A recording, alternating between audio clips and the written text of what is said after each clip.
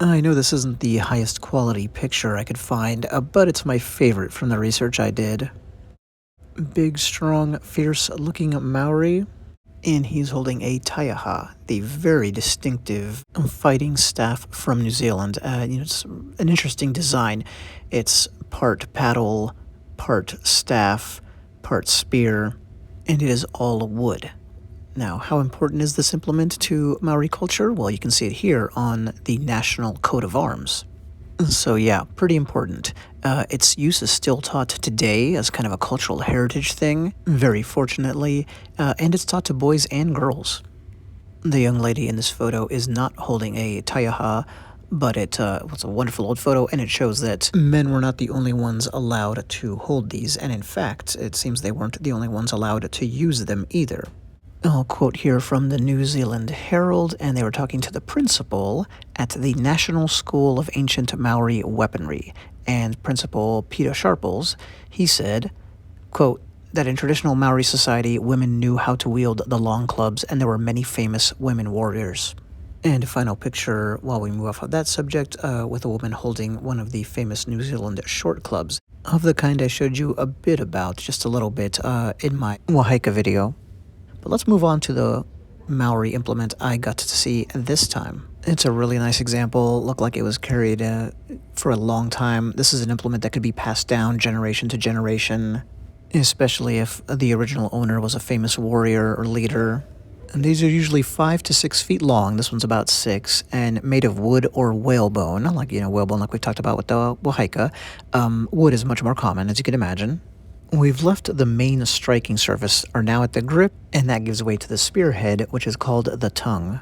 I'm going to spare us all me fumbling through a lot of the indigenous terminology for the different parts, but basically you have the spearhead, the tongue, you can see that at the bottom right, of course, then the middle, skewed away from the middle and more towards the head is the grip, as we can see here. It's, almost the last third, and then the rest, which is the majority of the implement actually, and the part mainly used for fighting. All parts were used, but this ever-flattening spatula-like surface, the oar-like section, that was what you were mostly parrying and striking with.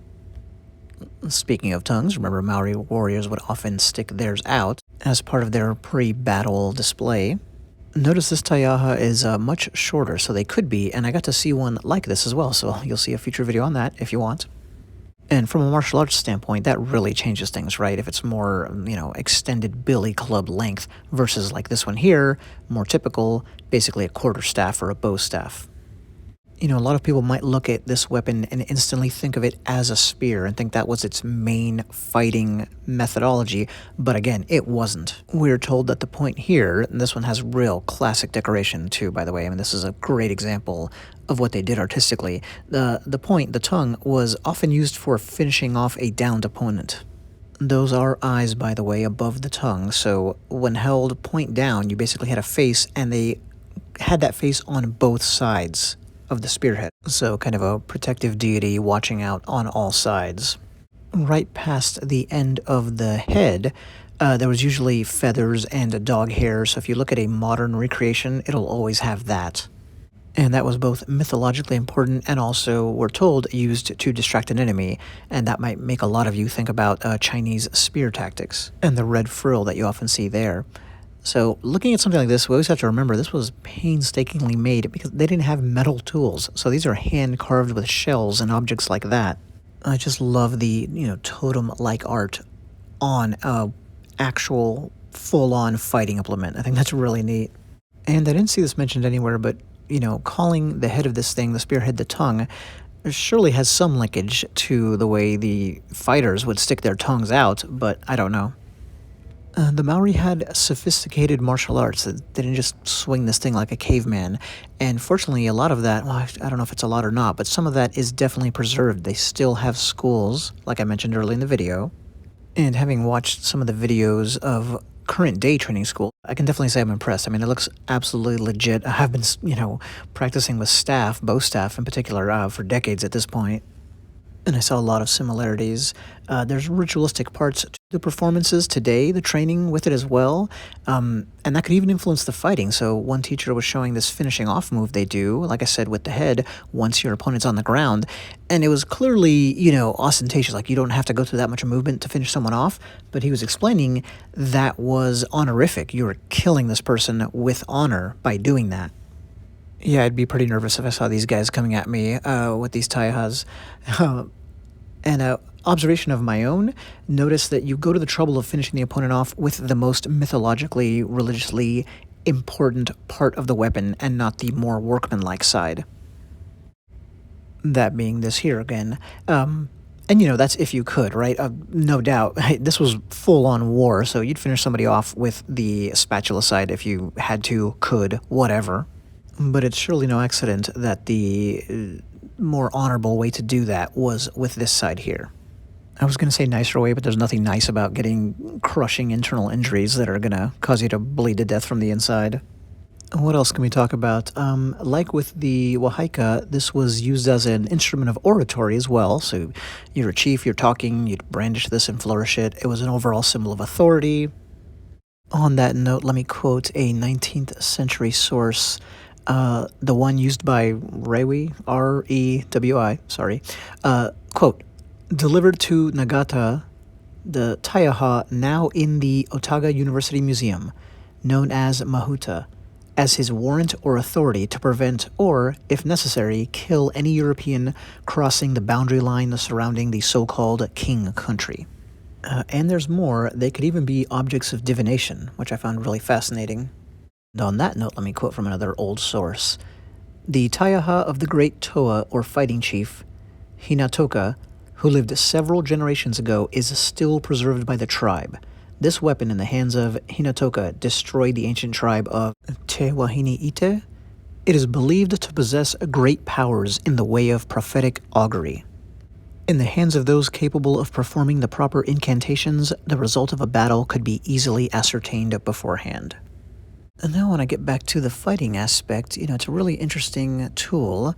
It's part of this Pacific Islander, as it's sometimes called, war oar, right? O-A-R, war oar tradition.